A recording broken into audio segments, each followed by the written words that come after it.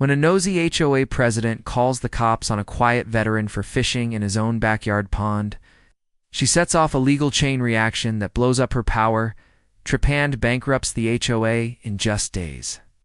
The morning sun crept gently through the branches of tall oaks and maples that lined the perimeter of Maple Glen, a neatly groomed suburban community that prided itself on manicured lawns, coordinated mailbox styles, and strictly enforced HOA guidelines. Soft golden haze shimmered above the community pond, disturbed only by the rhythmic ripples of a fishing line cast into the water. Sitting on a folding chair just beyond the shade of a willow tree was Frank Delaney, a 76-year-old retired Marine Vietnam vet, lifelong resident of what used to be rural countryside, before developers carved cul-de-sacs and installed decorative fountains. Frank, dressed in a flannel shirt, khaki cargo pants, and a veteran's cap that had faded from years of wear, sat silently, his rod resting on a stand as he sipped coffee from a battered thermos. His steel blue eyes scanned the water, patiently. Fishing wasn't just a pastime for Frank, it was a ritual. He'd been casting lines into this pond since he was a boy, long before there was an HOA, before there were gates, fences, or community rules that sounded more like ordinances than neighborly agreements. His family had owned this land for over a century, a fact that was etched in yellowed deeds stored in his study and imprinted in every tree, hill, and stone he knew by heart. Frank shifted slightly in his chair, his knees stiff but still capable. The air smelled of dew and moss, and the buzz of early morning insects provided a tranquil soundtrack to his solitude.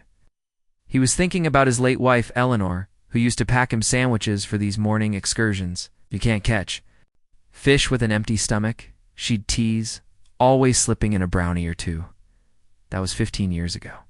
Now it was just Frank in the pond, and that was enough. Until it wasn't. The sharp, deliberate click of high heels on gravel pierced the morning calm.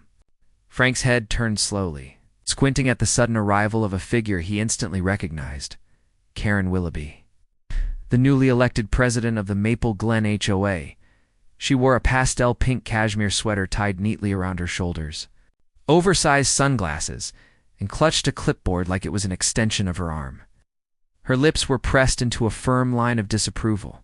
"Excuse me?" she called out, her tone as piercing as the clack of her heels. "Sir, you can't be here. This is private property. HOA rules clearly state that the pond is for members only." Frank didn't move at first, took another sip of coffee, then placed his thermos on the ground beside him. Slowly, he turned his chair to face her. "Mornin'," he said, tipping his cap politely. "I've been fishing this pond since I had to use a branch and string. It's part of my land." Karen blinked as though insulted by the very idea. "That's simply not true. This entire area, including the pond, is governed by Maple Glen's HOA. You are trespassing, sir," Frank sighed, already sensing where this was going.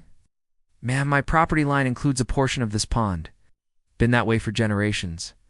Your HOA was built after my folks passed. I never signed anything." Karen's eyebrows arched with a sort of righteous indignation that only someone with unchecked authority and a clipboard could muster. "That's irrelevant. You may own land nearby, but the pond is clearly designated as common HOA space. If you continue this behavior, I'll have no choice but to involve the police." Frank's lips twitched, not in fear, but in quiet amusement. "Go ahead," he said simply, reaching down to check the bait on his line.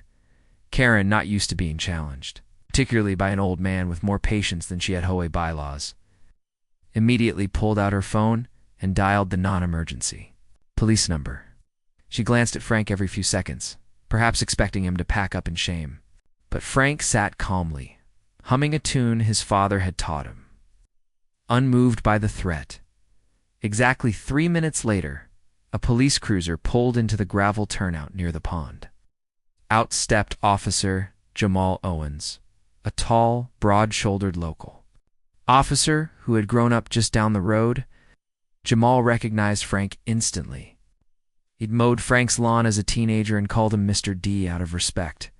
Seeing Karen's tense posture and Frank's relaxed demeanor, Jamal already had a sense of how this was going to go. "Morning, folks," Jamal said cordially. What's the situation? Karen marched toward him, waving her clipboard like it was a badge of honor, officer, thank goodness. This man is trespassing on HOA property. He refuses to leave and claims this pond belongs to him. I'm the HOA president, and I'm formally requesting he be removed and fined. Frank leaned back in his chair and pulled a worn folder from his tackle box. He handed it to Jamal with a steady hand. Deed and survey maps, Jamal. Pond's half mine. It's been since before you were born. Jamal opened the folder and examined the documents, nodding slowly. The lines were clear. A portion of the pond, roughly 47%, extended into the Delaney property, making it dual-owned, with no clear exclusive rights to either party, unless otherwise stated. The HOA's maps, stored online, had conveniently rounded the pond into their favor. But legally, the survey said otherwise.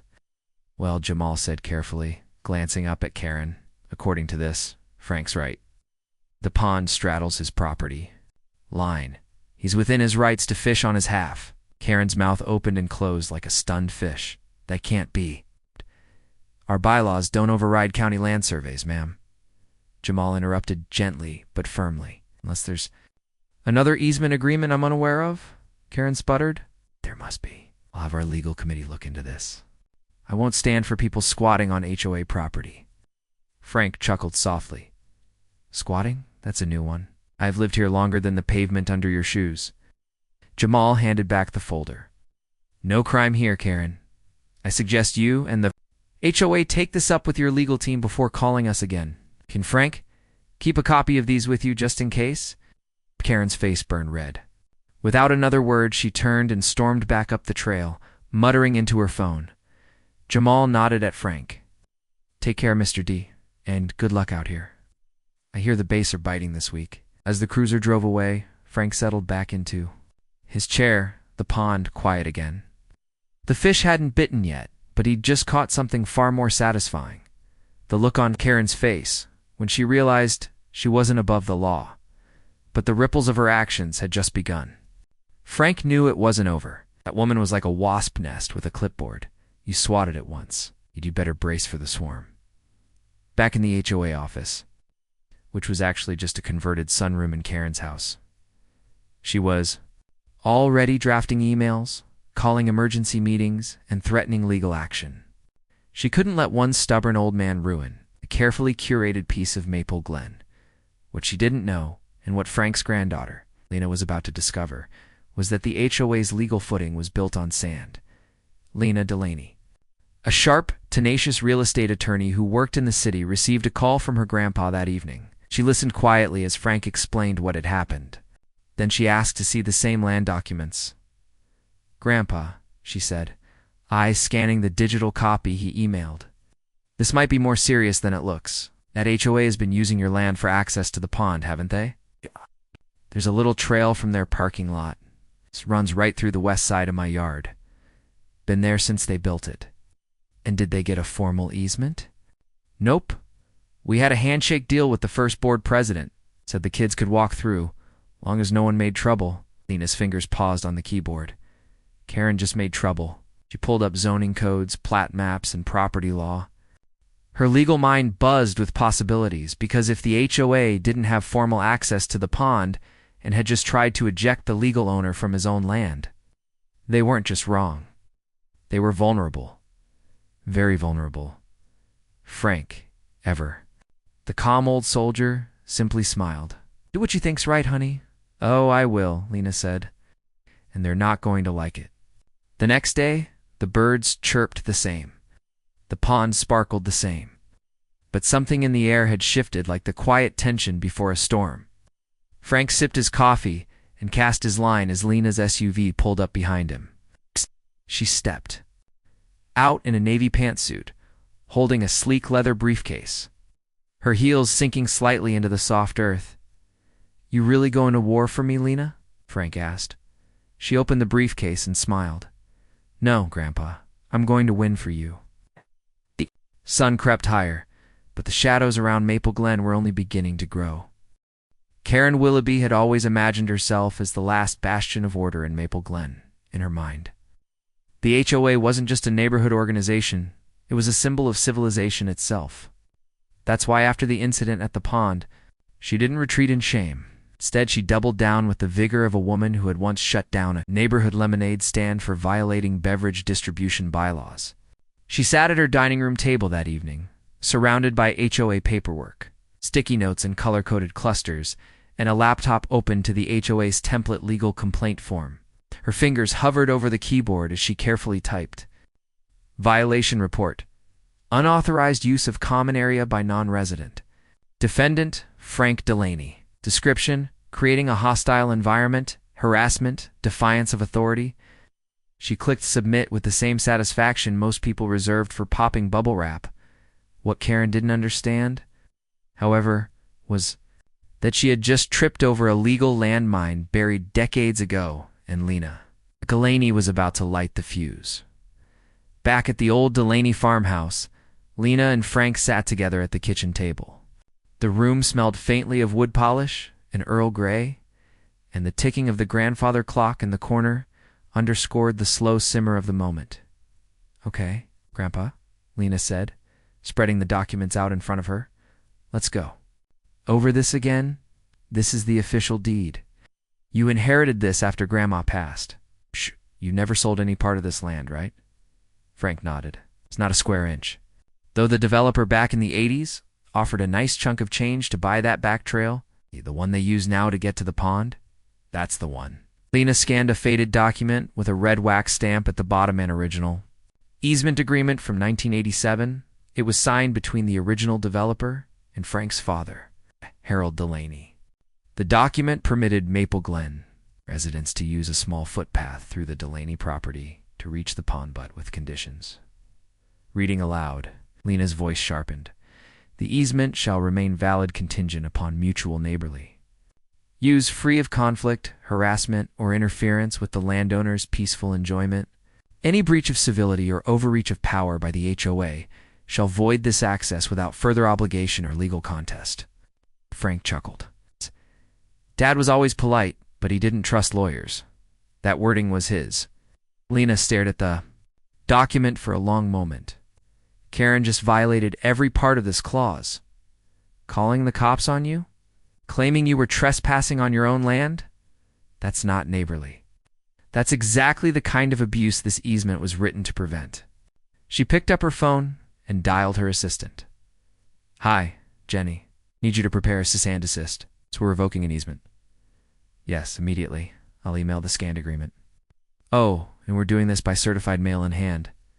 "Delivery?" Frank blinked. "You're really going after them?" "Grandpa," she said with a fierce smile. "They want to play legal hardball with a man who owns the land they think they control. Let's show them what a Delaney can do." The next morning, Maple Glen residents woke up to flyers in their mailboxes. Notice of property access termination. As of today, all easement-based access to the Delaney Pond Path is revoked due to HOA misconduct, personal harassment, and defamatory behavior directed at Mr. Frank Delaney, legal owner of the pond. Any use of the path henceforth will be considered trespassing by noon. Bright red private property. No trespassing signs were hammered into the grass along the trail. A chain-link gate, freshly installed by Lena's contractor, blocked the once convenient route from the community path to the pond's edge. Panic set in faster than mosquitoes in summer. Karen stood at the edge of the blocked path, staring at the signs in disbelief. Behind her, a few concerned residents murmured, "They can't do this." "Right?" asked Mrs. Langston. Clutching her dog's leash, Karen was too stunned to answer. The following day, the HOA board gathered in emergency session at the community clubhouse. 5 members sat in folding chairs around a long plastic table, facing Lena, who had arrived 15 minutes early with her briefcase.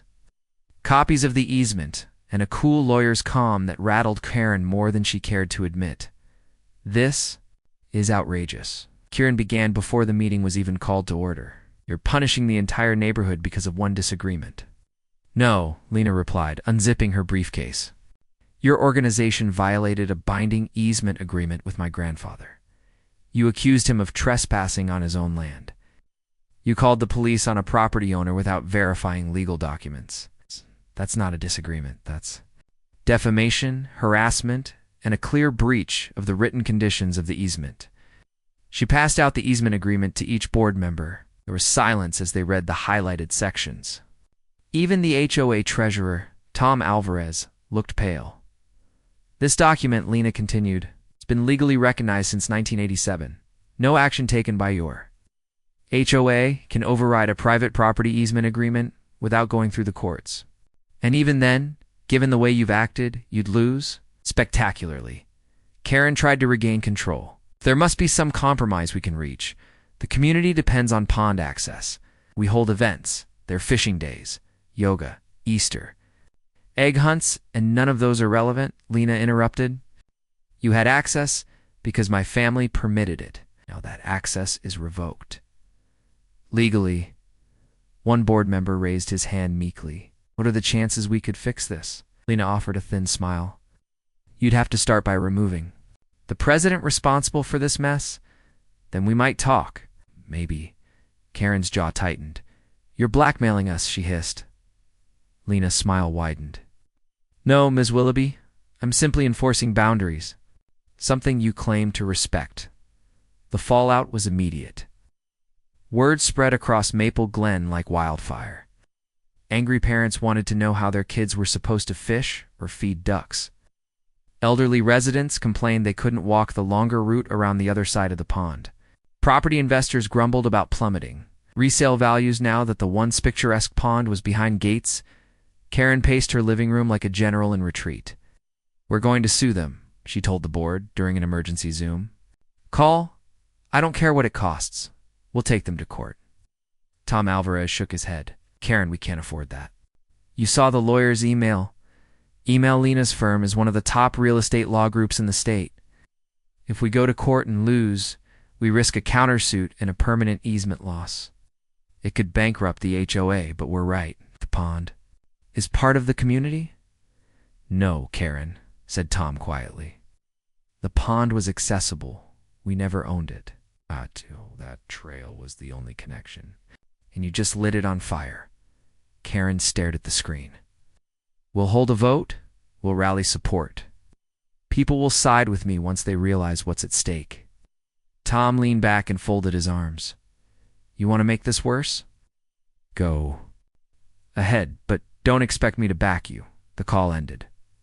Karen sat alone in her pastel blue living room, watching the screensaver flicker across her laptop. 3 days later, Selena and Frank stood together on the back porch, sipping sweet tea and looking down at the pond. Children stood on the HOA side, gazing across the newly installed fence. They look like they miss it. Frank murmured.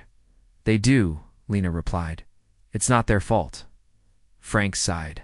Maybe we were too harsh. We weren't. Lena said quickly, they need to learn that land has meaning.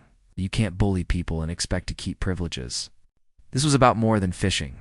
It was about respect. Frank was silent a while, then turned to her. Still, if they come to us sincerely, maybe we talk. Lena nodded.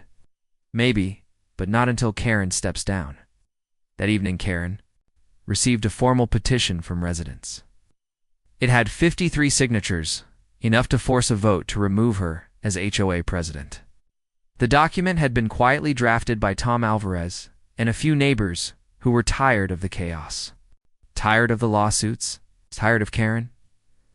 The final paragraph read, We, the undersigned, believe that the actions of HOA President Karen Willoughby have resulted in the irrevocable loss of an essential community asset, damaged neighborhood trust, and exposed the HOA to legal liabilities. We request her immediate resignation. Karen dropped the paper. For once in her life, she had no idea what to say across the pond. Frank sat in his chair with his rod gently bobbing in the water, the sky blushing with the colors of dusk. Lena stood behind him, watching the sun dip below the trees. There. Going to learn the hard way, she said. Frank smiled softly. Sometimes that's the only way that sticks.